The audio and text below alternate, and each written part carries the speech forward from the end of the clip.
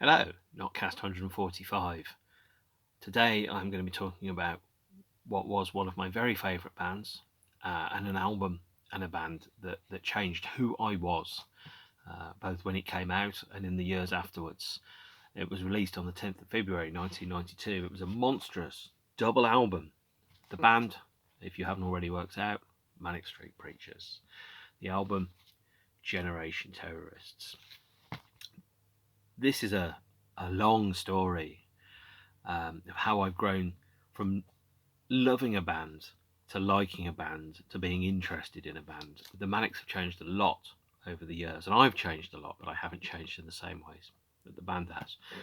But in order to kind of give you a feel for what it was like, we have to go back a little bit into history. It's going to sound like an old man yelling at clouds here. On the 21st of January 1991, a band called the Manic Street Preachers that I'd seen a little bit in the Melody Maker and the Enemy, this weird Welsh rock band that were quite interesting, but I wasn't quite sure, appeared on a British television show, BBC Two, called Snub TV. It was only about 6 minutes, but it was 6 minutes that changed my life. The Snub TV appearance is on this box set of Generation Terrorists, and I really heard the band for the first time in my life, and I suddenly, it's like all the walls turned to glass. I could see for miles. The world changed. In January 1991, and this was only a couple of days after the Great British Music Weekend with the Happy Mondays at Wembley Arena, the bands that were absolutely huge were the Happy Mondays, which was basically a band made out of drug dealers. Guns N' Roses, who had less than desirable racist and sometimes sexist lyrics. And there was indie music. And I loved indie music, absolutely adored it. What it didn't do is it didn't talk to the society that I lived in. It talked about the emotional currency of the world I lived in, but it didn't talk about the structure of society, economics, finance, politics, nothing like that at all. 1991 was pretty desolate for me in many ways. The Manics came out of a dying Welsh mining town called Blackwood. 7 years previously, 1984, there had been the Great Miners' Strike, where the government had wanted to close the mines, which produced the coal, and those were the only dominant industries in those particular towns. So if you lived in the valleys in Wales, then you either worked at the mines or you worked somewhere where every single one of your customers was paid for by the money that came from the mines. It was an attack upon a way of life by rich white men and women in suits in London who had more money than they knew what to do with, that couldn't possibly conceive that losing your job would be the end of your way of life. You know, there was a community in those towns. People knew each other. They worked cheek by jowl in the shops, in the factories, in the mines. They had jobs for life. There was a sense of community and structure to the world. And Margaret Thatcher and the Conservative Party destroyed that way of life, and they replaced it with renewable 11-week contracts at the pot noodle factory. And with renewable 11-week contracts, what that meant was there was no guarantee that you were going to work after that 11 weeks ever again. You said anything, stepped out of line, you could just quietly become unemployed. Your life could be ruined. You could become what's called the precariat.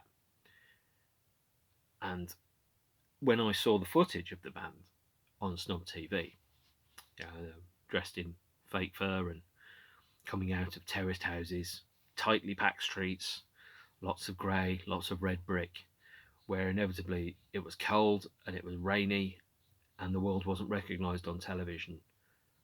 That was a world that I felt a great affinity to. Wales where the band had come from, was never on television, was never represented in films, apart from possibly with the comedy accent occasionally. It was never seen. It was an invisible world. And if you were a politician in Westminster, it was still an invisible world. It just didn't exist. The fact that you'd destroy a working class town in the valley was probably seen as acceptable collateral damage for becoming incredibly rich. And because it happened to other people in other countries that you were never going to meet, in those horrible working class, those ugly houses, as the Chumbawamba album kind of described it, because it was those people, and the philosophy was that if you were working class, you were poor and you deserved to be poor. You just didn't want it as much as the people that were rich. Because of that, it was acceptable to sacrifice a town. Where I grew up, which was a slightly larger place, it was an industrialised city in England. Those types of towns, those were the suburbs, those were the little towns that were just outside of Birmingham. Those were the places where, my friends came from. My friends at school went to places like that. They lived in terrace streets. They lived on council estates. They lived with not very much money. And even in the heart of what was meant to be Britain's second city, I saw a band that, to me, they came from the same place I came from. They saw the same things I saw. They felt some of the same things that I felt. They were a band that, when they appeared on television, they seemed like aliens. Now, you've got to remember, I was 18 at this point, and as the writer from the NME said, if you're 18, how can it possibly be retro? So I hadn't really heard or investigated the Clash. Clash albums cost money. Now I can look at the cover of this single, UK Channel Boredom, and I can see, the band with the slogans on their shirts, playing a very loud, aggressive form of unreconstituted rock with fiercely political lyrics. Now I know, very heavily influenced by the Clash and by McCarthy. At the time, no idea, completely original. And it genuinely changed how I interpreted music. They said in the Snub interview that what they wanted to do was to put politics into music and make it sexy on stage. And they absolutely worked. Now, I didn't really understand the lyrics to the single. The first Manic song that I really ever heard, which, by the way, was Motown Junk. The lyrics of this, I didn't understand what those lyrics were until I saw them written down. But when I heard them sung on the Snub TV episode, I was very much like, I know this band. I could be in this band. The lines about, I never ever wanted to be with you. The only thing you give me was the boredom that I suffocate in. Numbed out in pissed towns. I just want to dig their graves. And it's like, that's how I felt. I was numbed out in piss towns, and I was being taught to not challenge anything, not question anything, to get your qualifications, to follow your life path, go to university, meet a girl, get 2.4 children, a dog, a car, a mortgage, and to never ever question anything. That was the way of the world. You can fight the world, but it'll beat you. And sometimes it's better to have tried and to have failed than to have never tried at all. The Manics tried to change the world. It didn't necessarily work, but it changed many people's worlds. And so the first song of theirs I heard was Motown Junk. One of the best singles I'd ever heard is Motown Junk. The lyric around Motown Junk is fantastically well articulated. And to me, actually, the idea was it was a song that fiercely targeted love songs. And as if going, that stops your brain thinking for 168 seconds. It stops your heart beating for 168 seconds. It's a song. The Motown songs are designed to make you think about love and lust and romance and I love you and I miss you and come here and go away and all that stuff. It wasn't going, well, actually, the fundamental structure of society is a biased game of Monopoly where the winners have 95% of the money and the resources and everyone else has 5% and the people that have got the 5% deserve to lose because they're just not trying hard enough, even though the game is stacked against them. Motown Junk was probably the most erudite, shunning of vacuous, empty love songs. Bands that were popular at the time, as I've mentioned before, Happy Mondays, they were doing songs about kinky afros and loose fits. And good as the Happy Mondays were, they were never challenging anything. Stone Roses, again, great band, I love them, but they never challenged anything in those lyrics at all, apart from possibly Elizabeth, My Dear.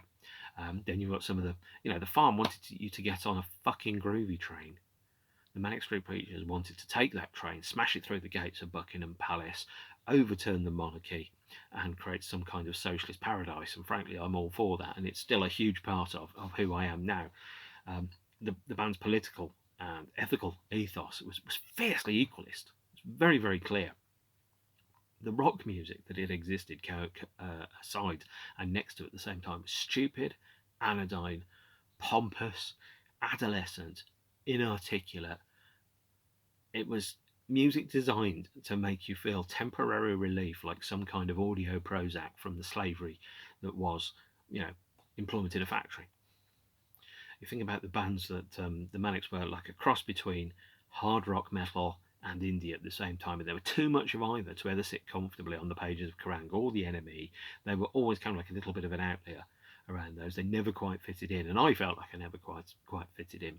And you think about the bands that the Manics were kind of on the rock show, they were played up next to bullshit like Poison and Warrant and White Lion and Def Leppard and Motley Crue and Whitesnake, a band named after slang for a penis. My God, what a stupid bloody band Whitesnake are. And on the indie side, we had Blur with Damon doing his poverty working class tourism. We had bands like the Happy Mondays and Stone Roses, both of which quietly disappeared.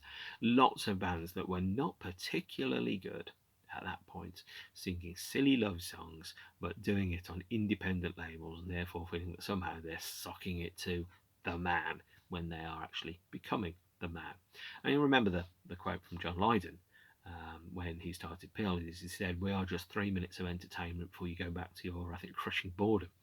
So Motown Junk was a record that really saved and changed my life. It's an incredibly important song to me. Without it, I wouldn't be the person that I am today. It's that simple. Now, there was a couple of Manics releases that came out before that. The earliest one I have is this single, UK Channel Boredom, released with the Gold Mining Flexidisc in 1990. The single itself, the Flexidisc, was sold separately on a couple of second-hand markets, albeit very briefly. I paid £10 for this in 1995. Is it any good? No, not really. I mean, look at how flexy that Flexidisc is. But UK Channel Boredom was a really interesting single. Effectively, it was remixed, re-recorded, reworked, and reissued later as I think the B-side Vision of Dead Desire. But this is the second Manics release. I don't have the fourth, but I do have the third. The third one, the first single is Suicide Alley, by the way, and the second one is UK Channel Boredom. The third one, and the one that most people will probably be more familiar with, is the new Art Riot EP. The cover being the European Stars, that has the tracks New Art Riot, Strip It Down, Last Exit on Yesterday, and Teenage 2020. It has a quote on it, "I am nothing and I should be everything," by Karl Marx. And it's very clear, the text on the back says things like, "Nationalism is a created product. Liz Taylor drinks Coke, the president drinks Coke, and just think, you can drink Coke too. A Coke is a Coke, and no amount of money can get you a better Coke than the one the bum on the corner is drinking. All Cokes are the same, and all Cokes are good. Liz Taylor knows it, the president knows it, the bum knows it, and you know it." Very clearly, right from the off, the band are very clearly stating about trying to deconstruct how capitalism works, how society works, how the economy works, how the structure of our society that pits people against each other in an endless fight for a finite number of resources, while the mega rich sit at the top and cream off the rest of it, and they laugh as we fight amongst ourselves. That's what this album, this EP, really lays out very, very clearly right from the off. "Hospital closures kill more than car bombs ever will" is one of the lyrics that's in this, and it is true now. Hospital closures kill more than car bombs ever will. And yet somehow people vote for the people that close hospitals, because we haven't got the money, but we've got the money for the nuclear submarines, and we've got the money for the test and trade contracts that don't work, and we've got the money for the face masks that don't work, but we've not got the money to feed the poor, we've not got the money to keep the hospitals open. Hospital closures kill more than car bombs ever will. The lyrics on this, the lyrics on Motown Junk, the lyrics on all of the early Manic songs are absolutely fantastic. They're well thought, they're complete, harsh, relentless deconstructions of the inescapably unequal structure of society. And being 17, 18 years old, I wasn't hearing that type of music from anybody else. The Clash might have done it, the Sex Pistols might have done it. I wasn't hearing that. Those were dead bands, gone ancient. There was no current band that spoke to me about the structure of society in the way in which the Manic Street Preachers did. And because they'd never been on TV, the towns that they came from had never been represented, they'd never been seen, they were practically invisible and marginalised, for example. What happened is that, when I saw them coming out of that terraced house in Blackwood, I'm like, I know those houses. I know that world.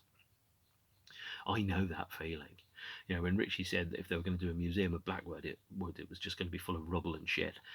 If people were going to do a museum to Birmingham, for example, my experience of Birmingham was not plentiful. It wasn't rich. It wasn't prosperous. We grew up challenged financially. I remember missing meals. Everything was stretched really closely. The story of my life was largely no, don't, and we can't afford it. And I felt that life was very unfair at that point. And I still do think that the structure of society is very unfair, but the Manics were a band that made politics something that you could dance to. And so the fourth single was called Feminine is Beautiful. I don't have it because it's demo versions of, I think, Repeat After Me and another song, and there are only 500 of them, and the pressing is appalling, and it was never cheap. The fifth Manic single, Motown Junk. This photograph, by the way, is taken of a stopwatch that was frozen in time during the, I think it was the Hiroshima or the Nagasaki nuclear bomb in Japan in 1945, the one that ended the war. And it's a moment in time. It's effectively going, we're looking at an apocalypse here. It's very clear. The imagery on all of these singles is chosen specifically. It's designed with care and attention. There are quotes on every one of the records. The lyrics are very, very good. They're really articulate deconstructions of the fundamentally unfair way in which society is organised. This single is incredibly important. It changed who I was. It articulated for me my views around poverty and inequality and all the isms that existed, and gave me a sense that I wasn't alone. They may have been a band alone, but it was the first time, for me at least, that a band came out, said things, or came from an environment where I thought, yeah, I know that world. I've walked those streets. And as I've said before, when the other songs are about sliding it in, or a slip of the tongue, or cherry pie, or whatever bullshit White Lion was singing about, I was like, that doesn't mean anything to me. They're nursery rhymes, those songs.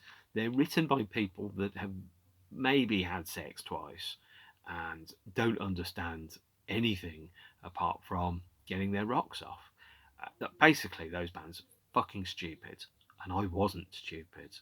And of course, one of the most dangerous things in the world is to be not stupid and without resources. It builds a fire in you that burns for the rest of your life. The Manics were a band that you could read. They were a band that had, thought and care in their imagery, in their lyrics. They'd thought through all of this stuff. They had a manifesto that they wanted to present to you, and they wanted it to sound like an incredible type of rock music. When I saw them, for example, and they looked like aliens that had been crash landed in a shithole nowhere, and they had, they saw the world for what it was for them. Their reality economically was that they were going to be crushed. If they'd followed what they'd been told, they'd have got a job in the mines. The mines would have been closed, and they'd have been cast adrift and thrown away like a discarded crisp wrapper by the rest of the economy, because that was no longer useful. And what do you do when you've trained somebody to be something all their life, and then you've told that person that that doesn't exist and that can be thrown away? It's a really dangerous combination. What it did, it lit a spark in the band that burns now, even though they've changed dramatically. In their minds, and obviously in my mind at the time, the poverty was really horrible, cruel. I felt like I was being punished, and when I went to university, I couldn't get unemployment benefit. I had to get a student loan. I felt like I was being punished for being smart, and I was like, "Why are you doing this to me?" I want to learn and I want to be knowledgeable. And the people who went to work were much better off than me financially. And I felt there was a war against intelligence, and it was being waged at every strata of society. So poverty, economy, money, power, equity, equality, these were all things that burnt fiercely in the band. And they all kind of articulated them very, very clearly in all of their activity that they did. This was music about something. It was music that was pouring out of the speakers as if it couldn't be stopped, as if it was like they'd go, I have been waiting all my life to say these things, and out it comes, and it kind of like screams at you like out of a loudspeaker, and it's effectively the band are grabbing hold of the scruff of your throat and going, you must see this, like the rock and roll equivalent of Douglas Adams' point of view gun. And the point of view gun in Douglas Adams is that it's a gun that if you point at somebody and you shoot them with it, they automatically see your point of view. This was the equivalent of a point of view gun on a 12-inch vinyl slab. It was an incredible record, changed lives, opened eyes, just made it everything different. The lyrics to this are some of the best words which I've ever heard. In terms of a fierce deconstruction of the pointlessness of Paul McCartney's silly love songs, and just saying, look, that stuff's just oppression. It's just designing to make you think about things that aren't actually important. What's important? Yeah, you can be in love, but if you've got no money and you're poor, doesn't matter how good your love is. You're still broke. You're still precarious. You're still, being eaten by the predators of finance and money. And to quote the opening lines from Motorcycle Emptiness, culture sucks down words, this wonderful world of purchased power, etc., etc. So the next single that came out from the album, it wasn't an album yet, they were still signed to Heavenly Records, You Love Us. You Love Us is a brilliant single. It was a hit, but it wasn't a hit then. This song took a long time to be loved. When it came out, it was almost a taunt. It was kind of like going, well, you don't love us. You don't know who we are. You have no clue who we are. But it's also a refutation of the Rolling Stones. The Rolling Stones did a track called We Love You, which was, instead of going, no, we love you, we're lovely, the Manics were going, we're brilliant, you love us. And the lyrics that are inside You Love Us, and I will quote them later, every line in there has a resonance and a meaning. Here's the 12-inch here, taken from a car large. Now, by the way, this single cost me 10 pence from Rockaboo in Leicester. They literally had buckets of them that they couldn't give away, and the same with the Stay Beautiful single. The Manics were not a huge band at this point. They were interesting. People were very, very interested in them, but they were not a big band at all. They were they were poised. They were working really, really hard. They'd taken their one opportunity to be fantastic, but they were not a big band when they were releasing these singles. And You Love Us, this is the again the original Heavenly 12-inch single of it, which again I paid 50p for that in 1991. And it's just a classic song, which is around the alluring power of fame. So what I haven't mentioned so far, should have done, new Art Riot CD, Motown Junk CD single. At one point this was selling for about £95. If anyone still buys CDs, I don't know. So the band sold out, or as I like to think of it, bought in. Because people have this idea that if you sign to a major label, you're selling out. But if you sign to a major label and you've got complete artistic control, You've got the power and resources of a major corporation behind you, and you've finally got the scale where perhaps you can reach to the audiences that you need to need. It's not selling out at all. What you're using is you're then actually using the system to to um, to meet your own ends. You know, people have these ideas that you should be starving artists, and in the days when you were hopelessly poor, I thought that I loved you more, and it doesn't count. You know, every artist, as William Burroughs said, you know, every agent defects, every artist sells out, and it happens because you can be poor and old and have kept to your principles, but ultimately you'll still die poor and old. You know, in the way that Basquiat was pretty poor. I think Van Gogh was pretty poor as well. You'd be staggered at what his work sells for these days. There is no dignity in poverty. I have been dirt poor. I have hated every second of it. It is absolutely not dignified.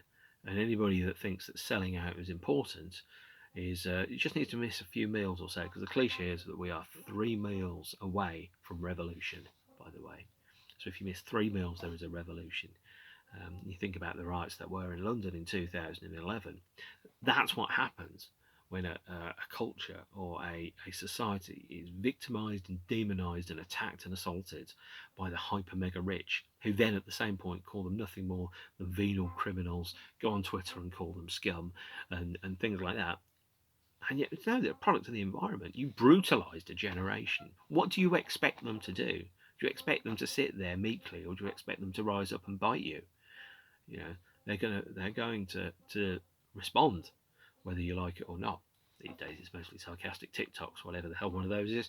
But selling out is not a crime. Being awful, being bland, betraying who you are, deliberately selling out your principles for money, that's more difficult. But if you're able to sign to a major, maintain artistic control and creative control, that's not selling out. You know, you're arming yourself there with, you know, the weaponry of a major corporation.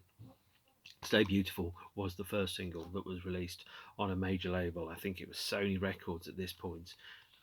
There were some displeased voices, but as you can tell here, on Columbia Records, Stay Beautiful, which is backed with R.P. McMurphy. And R.P. McMurphy, by the way, I think is the name of one of the characters in One Flew Over the Cuckoo's Nest.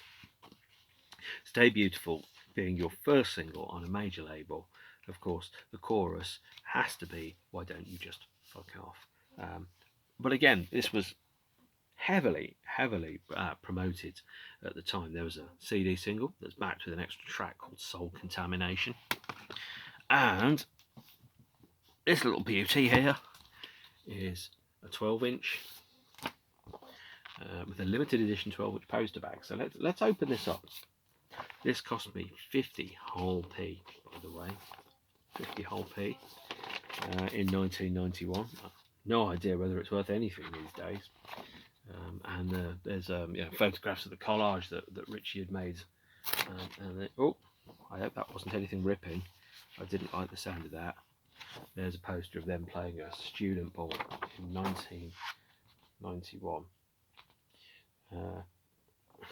But what were you going to do? I don't think I ever put this poster on my wall, actually. Probably should be behind glass, although as you can see, I have got a Generation Terrorist poster behind me. At this point, I was very keen to see the band, and I would have seen the band at the Birmingham Barrel Organ had Richie not carved for real into his arm and the band cancelled the show, which was, £5, which I had to get a refund for because I really needed the £5. But Stay Beautiful, absolute classic single. But at this point, people go, yeah, they sound like The Clash. And I go, well, I don't know The Clash. They sound completely original to me. And then the next single was Repeat and Love Sweet Exile. Love Sweet Exile opens with perhaps a pretty amazing line: we blur into images of state, coercion, classified machines, die, misunderstood. We understand, but you can't accept. It's a complete rejection of the existing social structure. there is. Hang on, gonna have to have a drink. That was unexpected. There was a 3-track CD, which was backed with a track called Democracy Coma, as well as the double A of Love Sweet Exile and Repeat.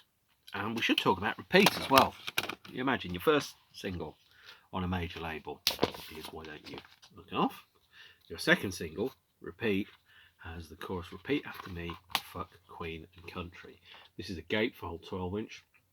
This photograph, I think, taken at the London Marquee in 1991. It looks like it might be, you know. And Columbia were really pushing the band. So the more singles that you sell, the more chance there is of appearing on top of the pops, and the more opportunity there is for people to hear your music. Now, in these days, I hate to sound like Grandpa Simpson, you know, you can press a button and you can hear anything pretty much if it's on YouTube or Spotify or one of the other streaming services. In those days, you had to see it on television, you had to hear it on the radio, or you had to buy the album. You could, I mean, there are bands whose discographies I devoured when I was 17 or 18, purely through the written word, and I've never actually heard them. So I know huge amounts of minutiae about bands like Swans, for example, and I've heard them, and I'm like, they're not very good. This isn't the band that I thought they were going to be. So I'm quite glad that I didn't spend much money on them. Maybe not Swans, but you know, other bands that history has now forgotten. But the Manics, the big thing with them is we need to get this band on television. We need to get this band on radio. We need people to hear it. And so the band were unashamed that they wanted to be as big as U2, sell 16 million copies of their debut album, and rule the universe from, you know, the crumbling burnt remains of Buckingham Palace. They came pretty close, but they never quite got to that level. But having Repeat, your second major label single, with the opening lines, Repeat After Me, Fuck Queen and Country, Repeat After Me, Death Sentence Heritage, Death Camp Palace, Royal Khmer Rouge, Imitation, Demigod, Useless Generation, Dumb Flag Scum. That is pretty unambiguous. I mean, obviously these days, if you're not a flag licker, then you're generally regarded as some kind of liberal left-wing cuck snowflake, whereas at this point they were clearly going, look, nationalism is a creative product. The existence of nations is an invented fallacy. You know, if you walk over, you know, part of a beach and you're no longer in Belgium, you're in the Netherlands, that's completely arbitrary political decision. You know, it's not anything that's got any tangible relationship to any kind of actual reality. But the band really wanted to be big. They spent 23 weeks in a studio in Guildford recording their debut double album, the first fruits of which were the single You Love Us. You've heard this before, re-recorded in a brand new, flattened down, cult radio-friendly Bon Jovi style hard rock anthem with a new widdly-woo ending that sounds like you know, something else completely different. It's backed with a vision of Dead Desire, which, as I've mentioned before, is a reworking of the UK Channel Boredom title track, a cover version of Guns N' Roses' It's So Easy and We, Her Majesty's Prisoners from the Motown Junk single. There is also a 7-inch single. 7-inch, again, 10p from Rockaboom in Leicester. They just couldn't give these away. Copies of these were almost definitely pulped, and it's backed with the fantastic phrase Molotov cocktails of fantastic destruction. Now, I have a huge bus stop sized poster for You Love Us and a number of the other Manics releases which are over there, but I don't have a bus stop to put them in. But you know, you can buy these from student halls or you know, student sales for like £1-2. So I've got all of those type of things. But You Love Us became a hit in retrospect, in the same way that U2's Out of Control or I Will Follow became a hit years after the fact because the band kept playing it live. What happened next? Well, before the release of the debut album, I saw the Manic Street Preachers, my first Manic show, Leicester University, 30th of January 1992. Here is the original set list from the stage. What a set list, eh? Some of those songs, by the way, hadn't come out, so I didn't know NatWest Barclays Midlands Lloyds. I didn't know Born to End. I didn't know Slash and Burn because it was still only on the album. I'd heard Crucifix Kiss because they played it at the Marquee Club and it had been on the radio. I heard Under My Wheels because it had been on the soundtrack to The Decline of Western Civilization Part 2, although I didn't quite know what they were playing a cover version. And I didn't know Methadone Pretty because, again, it was on the album. So lots of songs that I didn't know. And in those days, if you wanted to hear songs that hadn't come out, you couldn't go onto YouTube. You had to go and buy a crappily recorded bootleg cassette of the show from a guy. And, well, I just wasn't really able to do that. The album Generation Terrorist was preceded with a promotional CD. Here's a 5-track one signed by James, which has Slash and Burn, Motorcycle Emptiness, Another Invented Disease, Little Baby Nothing, and Crucifix Kiss on. And then we got the album itself, Generation Terrorists, the 18-track debut album, which is, as everybody knows, 6 songs too long. And why the hell isn't Motown Junk on it? Well, let's find out. So, Generation Terrorists, can't believe it's taken me 35 minutes to get to Generation Terrorists. It's a fascinating, flawed, and amazing record that does everything that you would want it to do, and much more and much less at exactly the same time. Now, this is my original vinyl copy. It is, but technically, beat to shit. Jumps all over the place and is barely playable these days. But this is the one that I heard and the one that I loved. It is not the best debut album of all time by any stretch of the imagination, but it's a bloody good record. It is a band alone. To metal, to be indie, to rock, to be metal, to indie, to be rock. They somehow kind of occupy this weird and unusual middle space in the middle of absolutely everything. And at the same point, hot on the heels of the release of Nirvana's Nevermind, this sounded, alongside Nevermind and Metallica's Black Album, like a changing of the guard. You know, this, alongside those albums, was one of those things that immediately made bands like Dire Straits, Genesis, Whitesnake redundant. It showed them up for the useless old men that were saying absolutely nothing of any importance whatsoever. As you know, just the redundant mouthpieces of capitalism that they undoubtedly were. It's not a guru album. It's not a great album. It's fascinating, but it is definitely a single album stuffed into 18 or 20 songs of brilliance. It's got some fantastic songs on. It's got some not fantastic songs on.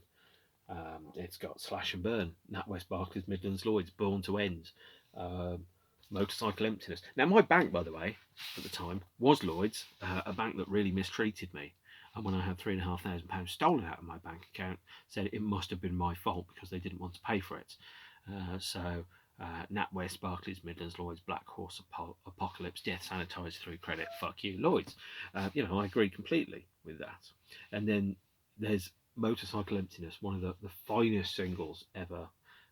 It's a song where I thought this band are going to go for decades. You can't do a song like Motorcycle Emptiness and just stop. That talent is going to endure.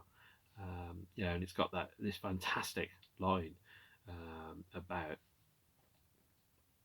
where is it now? This wonderful world of purchase power. Orthodox dreams and symbolic myths, from feudal serf to spender, this wonderful world of purchase power. And as somebody that had very, very limited purchase power, I really felt very, very keenly that this song was a manifesto around financial inequality. An album this desperate, this ambitious, this powerful could only really come from existing for long periods of time in soul-crushing, spirit-destroying, pointless poverty caused by incredibly rich people that want to be even richer than they already are. It's an album that's a fierce refutation of all of that way of living. In America, Generation Terrorist got a slightly different release. It got 14 songs, had a different track order. Some songs were taken out, and it was remixed by Steve Brown. So the original producer, the songs had a different production. They were heavier. They had more rock sound to it, as opposed to a quite British rock sound, which was in Generation Terrorist. This sounded like it was music for stadiums and not music for arenas. It's worth getting if you're a format completist. And in America as well, by the way, Stay Beautiful got a 1-track CD single release. In Japan, we had an 8-track CD called Stars and Stripes, which was effectively American mixes of a number of tracks and some B-sides. So it had the B-side Democracy Coma on there, and it had some other alternate mixes that were produced by Nicholas Sansano with Frank Rivialo and Dan Woods on top of the production from Steve Brown there. So that's another way of getting it. Next single after the album, Slash and Burn. Not a song about the guitarist from Guns N' Roses. It was backed with Ain't Going Down and Motown Junk and Sorrow 16. So if you couldn't get Motown Junk, you can get it now. There was also a promotional 12-inch here of Slash and Burn, alongside a photocopy of the art print that came with the 12-inch. So it was a one-sided, one-track 12-inch promo of Slash and Burn. The band was starting to get some traction. They were starting to get some popularity. I saw them again at Birmingham University a couple of weeks after the album came out. That was absolutely fantastic. It was like surfing a wave of righteous fury seeing the Manics at that point. It really, really was. It was a wonderful experience. There was a one-track CD there of Slash and Burn, and then of course Motorcycle Emptiness. What can I say about this? A fantastic single. And I was so glad that they learned to play it live. It's hard to believe the first half of the Generation Terrorist tour, they couldn't play it live because they weren't good enough. They had to work up to playing it. But again, this, like all the other stuff around the same period of time, sure, the band knew that they were a commodity and they were selling Rebellion for money, but they wanted to do that. They kind of thought, well, you've got the option of being stuck outside with your face pressed up against the glass, moaning about how unfair it is, or coming inside and telling everybody about it and seeing whether society will listen. They chose the latter, and it was better than any other alternative. There is no dignity in failure. The CD has a number of fold-out panels, and it's probably pressed by PDO and probably rotting in my very hands, thanks PDO. But the band were also starting to get attention on the bootleg market. So here is a CD of If You Want Blood, You Got It, which features the set recorded at the London Astoria, which was broadcast on MTV. There's also, mortifyingly, I think the first Manics bootleg LP, Lipstick Traces, which contains demos on side 1 from 1985-1986 and demos on side 2 from around about 1989, alongside an acoustic version of Little Baby Nothing and tracks Anti-Love and Destroy the Dance Floor from the Horse and Groom Show. The band kept at it with, this time, a single for the Ruby Tracks compilation covering the theme from MASH, Suicide is Painless. And it's backed with, on this version at least, a track called Sleeping with the Enemy, which is a recording of a conversation at the Enemy office around should they publish the photograph of Richie with For Real carved into his arm. And I understand Richie's frustrations around that. He's like, I'm genuinely sincere. I'm not trying to ape any other band. I'm just trying to be myself, and I'm For Real. And obviously manifested that self through carving For Real into his arm. The last single from the album is Little Baby Nothing, a duet with Tracy Lords. The CD is backed with Never Want Again, Dead Yankee Drawl, and the band's first single, Suicide Alley, making its CD debut. And on the second CD, because it was part 2 CD of a 2 CD set, live versions of R.P. McMurphy, Tennessee, and You Love Us, recorded in Japan, which is a period that I think we look back at with great fondness. Now, 2 more things to show you. One, the 2012 20th anniversary version of Generation Terrorists. This is pretty nice. It's got a lanyard. It's got a booklet with some draft lyrics in it. It's got an art print from Richie's You Love Us collage. I think that's a black and white version. Here is a 10-inch of radio sessions featuring radio session versions of You Love Us, Under My Wheels, Slash and Burn, and That Was Barclays, Midlands, Lloyds. And then 4 discs, which are effectively the album, a bunch of B-sides, demos and extra tracks, and a DVD of TV appearances and a documentary. Really interesting period to be a Manics fan. This, I feel really lucky that I got to experience this as opposed to get to experience it in retrospect. Well, some of the bands that I've talked about, Depeche Mode, The Cure, for example, I missed the early years, so I never had that sense of attachment to the early years that perhaps other people did. With the Manics, I lived this stuff. I saw the band multiple times on this tour. They were incredible, incendiary, sometimes awful and awesome at exactly the same time, and a triumph of desperation and ambition over perhaps sometimes ability. It's an ambitious, flawed album that changed who I was and made me feel a heck of a lot less alone in the world. And here is probably one of the things which I've still kept. This is a poster for the Generation Terrorist album. I took this off the wall at Leicester University mid-gig, hence it's pretty damn crumpled now. And if you look closely, it's got the autographs of Richie, who tells us all to destroy work, Nicky, and I think James up there. Sean wasn't feeling particularly talkative, but that's okay. As he says on his t-shirt, a still tongue makes for an easier life. I know I did a poll, and people voted for either REM's Monster or 10 albums I love that you might be surprised by. But I just stuck this album on today. I loved it. I listened to it. I really felt compelled to talk about it. I'm going to talk about the other Manics albums. Some of those are not going to be particularly pretty, but this album, Generation Terrorist by the Manics, changed my world, and it made me feel a heck of a lot less alone in the world at a time when I really, really needed it. And it's formed who I am today. So there is no better band than which to sign off with the words, stay beautiful. So, stay beautiful, and I'll see you again soon. Bye.